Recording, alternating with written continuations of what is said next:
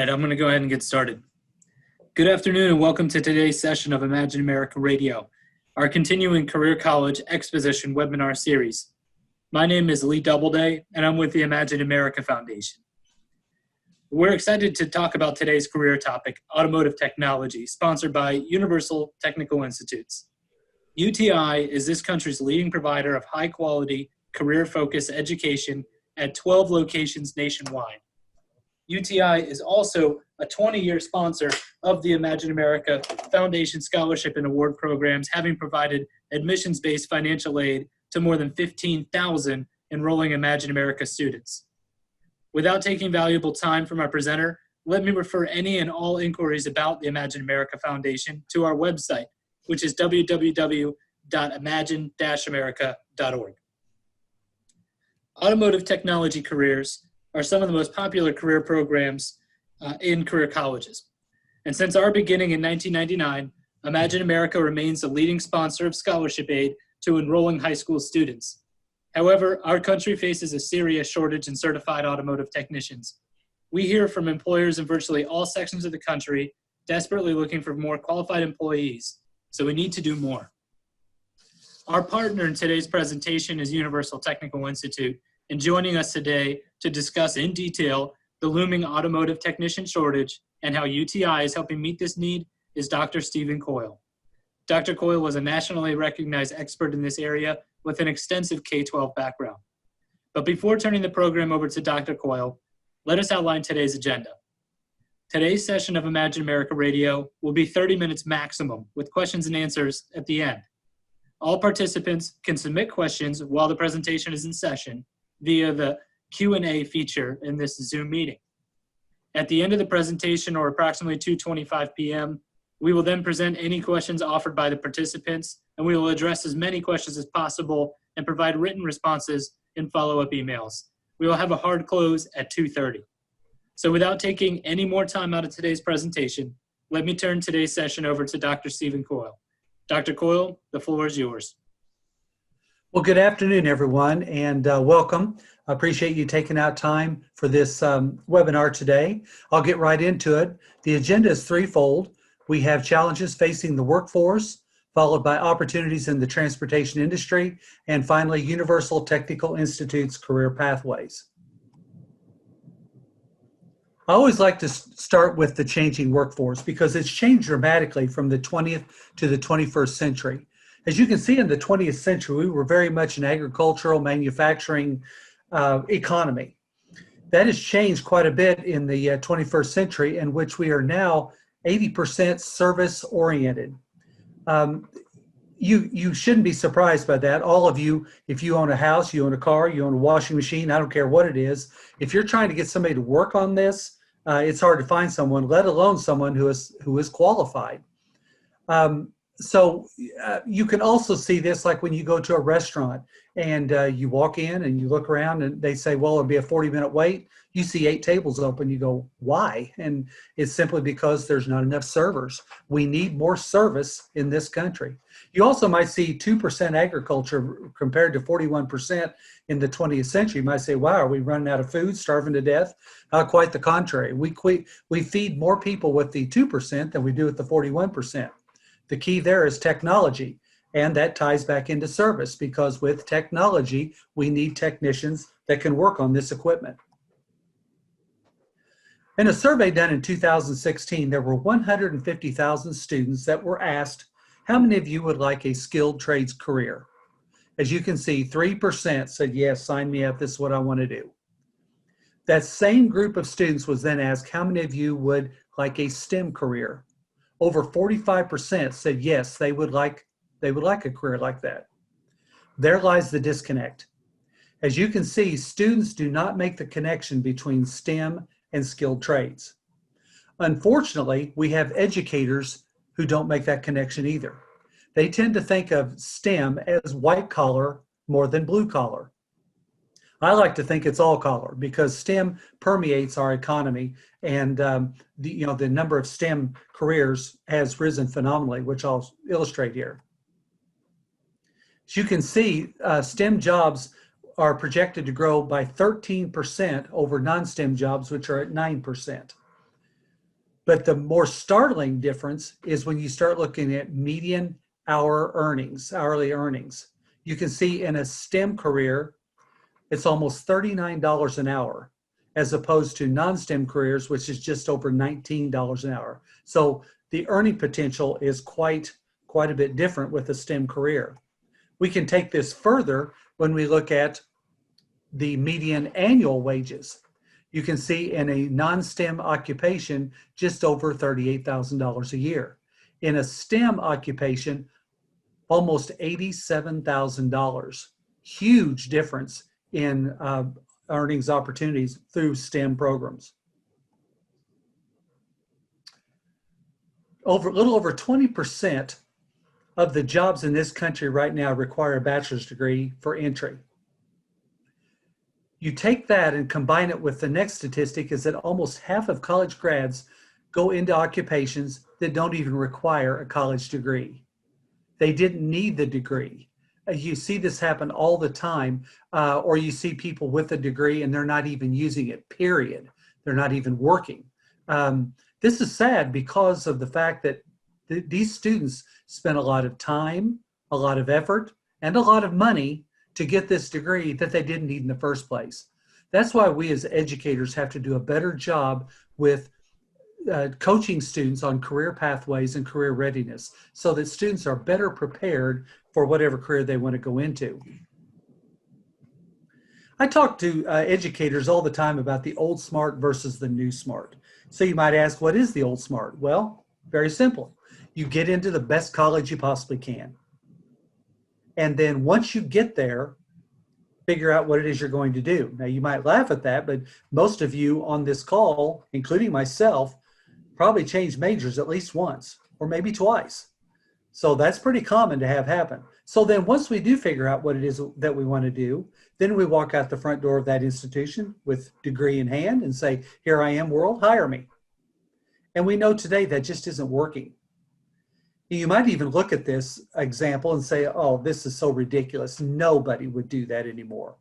Well, I would refer you to the recent the admission scandal that occurred of parents trying to get their sons or daughters into the prestigious schools like USC and Stanford. They were actually, lying on applications and paying a lot of money to get their son or daughter into these programs. What's really sad about that is that most of the students didn't even want to go to school in the first place. And people are serving jail sentences and paying huge fines because of that problem. Now, we graduate to the new smart. The difference is in the new smart, the first thing we want to do is find out, what are students good at? What do they want to do? We ask all little kids in this country, what do you want to be when you grow up? Why do we stop asking them that? I challenge high school counselors all the time. Ask the next sophomore, junior, or senior that walks into your office, hey, what do you want to be when you grow up? You're going to get a startled look from them because they haven't been asked that question for years. So we need to do that. I used to always say your passion can be your paycheck, but I've stopped saying that now because what if you're not very good at your passion? We tend to like to do things that we're good at. So that's what we have to help students do is find out what are they really good at. Then the second part of that is find out what program they need in order to do what they want to do. Do they need a bachelor's degree or a master's degree? Or do they just need competency-based credentials or a diploma, a certificate, maybe an internship, whatever the case may be. But that's how we have to guide the students. And then let's find the school that they need. There's a lot of different schools out there, but why would we send a student to the University of Illinois if they want to be a welder? Why not send them to a welding school? Or if someone wants to go into cosmetology, go to a cosmetology school. So it just makes sense. The rule of 127, I'm amazed at the number of educators that have never heard of this concept, but the rule of 127 is pretty simple. For every 10 careers that are out there, only one requires an advanced degree, meaning a master's degree or higher. 2 out of 10 require a bachelor's degree.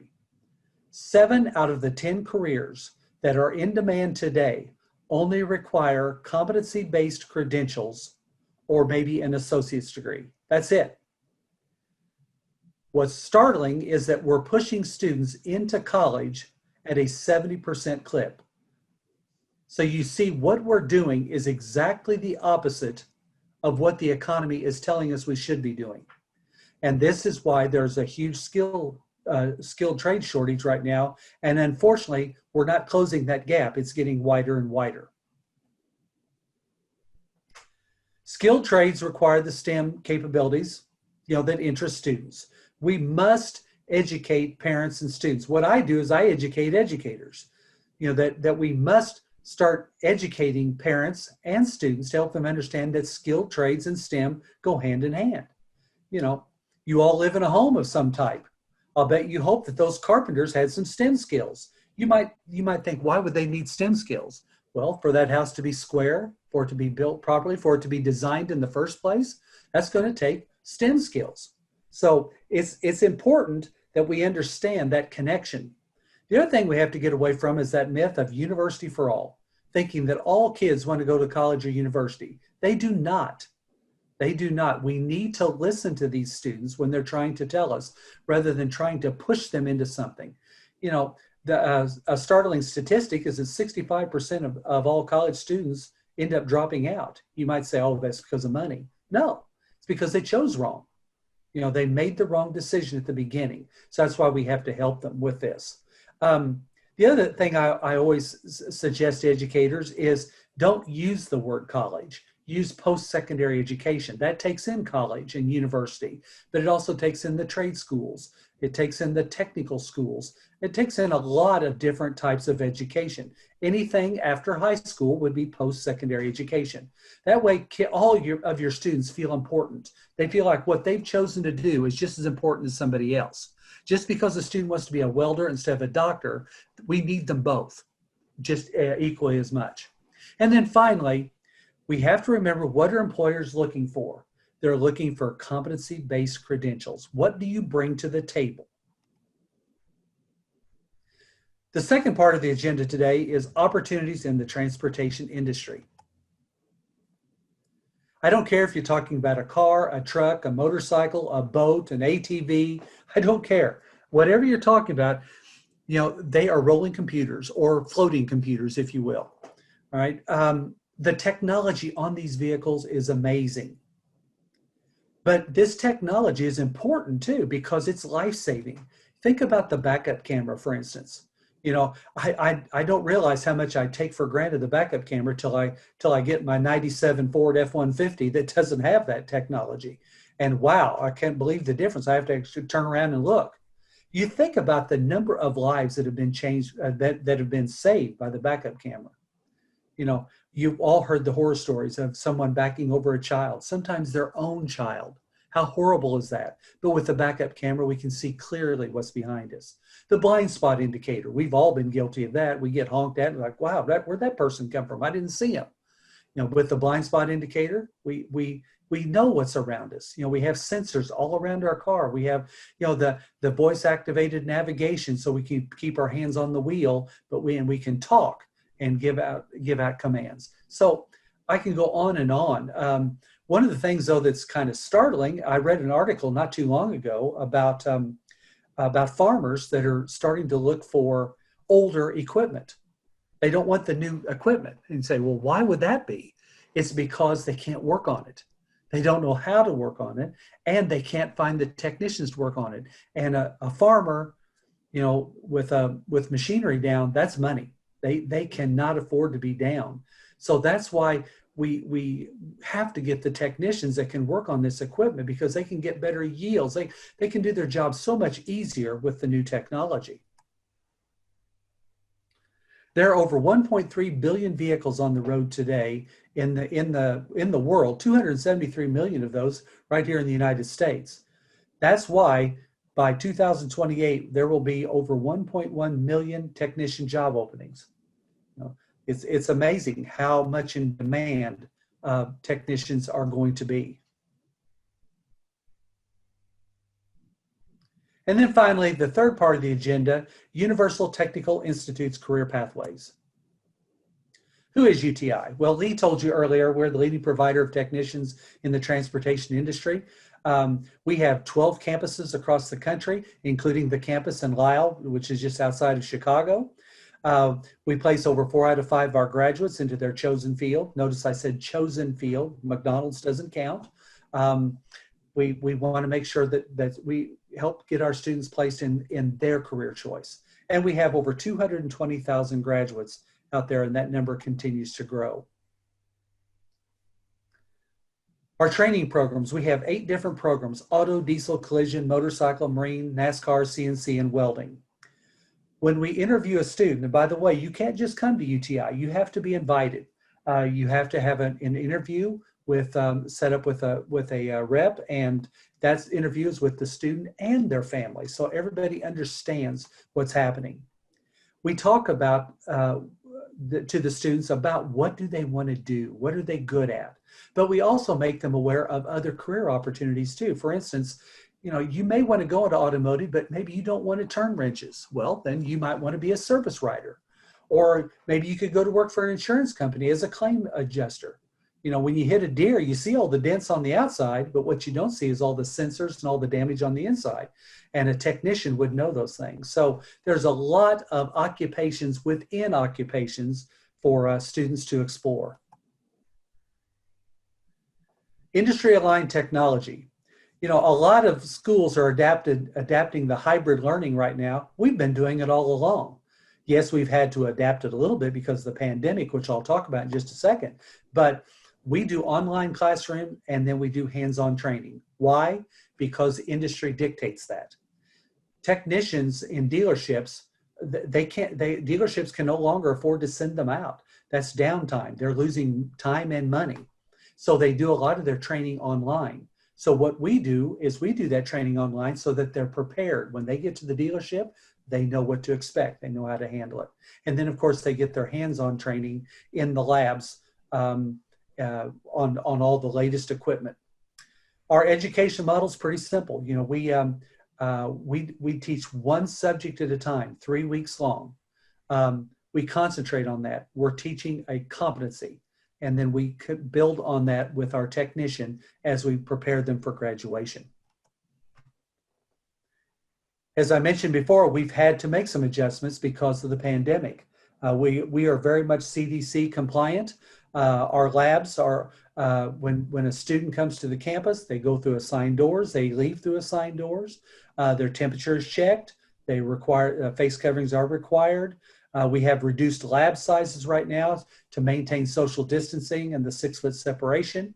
We require students to wash their hands. We clean and disinfect constantly. And then we offer phone support for people that just don't feel comfortable coming in face-to-face, and we offer that support for them as well. Very much CDC compliant, but you have to remember, we are an essential industry. The transportation industry didn't stop with the pandemic. In fact, it grew. The number of technicians is even, the demand is even greater than it was before. So we have to keep putting out those technicians. So we're doing it, but we're doing it in a safe environment.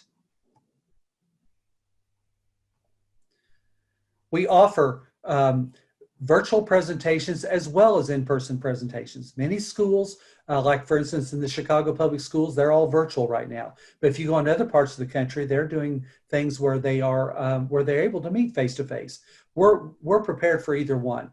We can do virtual demonstrations. We do that through Microsoft Teams or Zoom, but we can also use your whatever platform that you use. We can use it as well. So we're here to serve you. And as you can see on the right, there's some examples of some of our slides.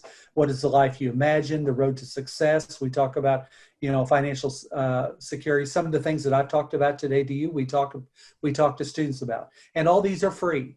We do these in schools, and I'll show you, or I'll show you later how to get one of those if you desire to have one in your school.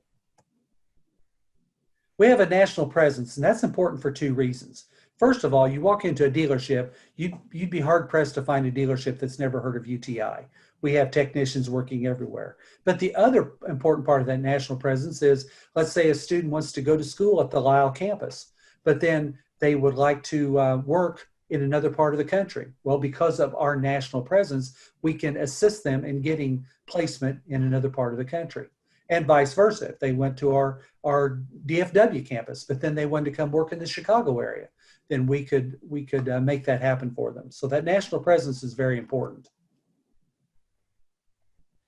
We have over 35 industry relationships. These are, as I call, the big dogs in the industry. Ford, GM, NASCAR Tech, our NASCAR Technical Institute. I can go on and on. But as I tell educators all the time, we're not here to prepare students for Jiffy Lube. We're here to prepare students to go to work for these kind of dealerships, these kind of companies, because they offer our students the best packages. As I mentioned before, over 4 out of 5 our graduates get hired. One of the things that we really like to do is we like to showcase our graduates. You can see we have 3 of them on the screen in front of you. These 3 all have a smile on their face because I guarantee you they're doing what they love to do.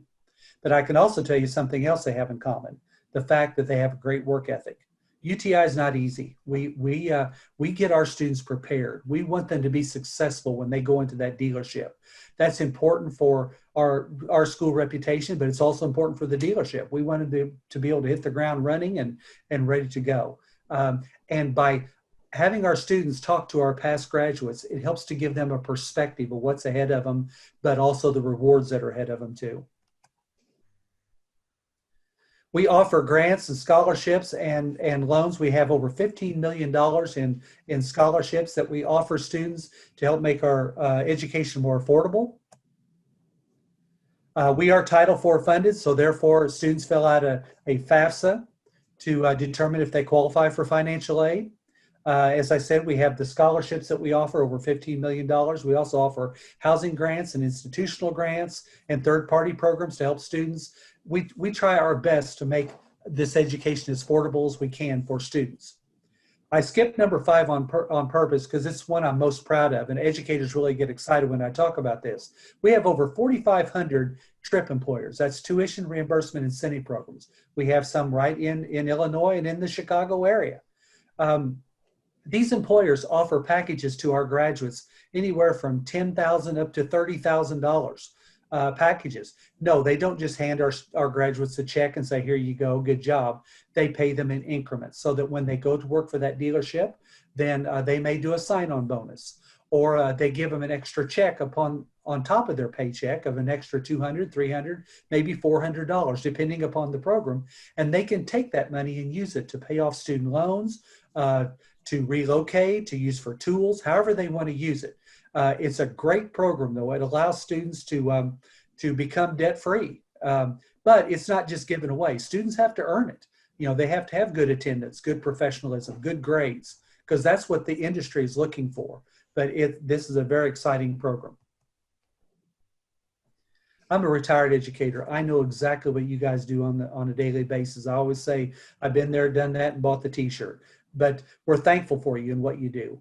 Your importance is so vital to students. That's why I spend time doing these webinars and I speak at counselor conferences and events all over the country to make you aware of the rule of 127, to make you aware about career readiness and career pathways, talking about the old SMART and the new SMART, to give you these that you can use not only with students, but also with their parents too. How UTI can help you, we will be glad to host your student at open houses, or we can come visit your school. We share, the current career pathways in the 8 major STEM fields that are hiring today.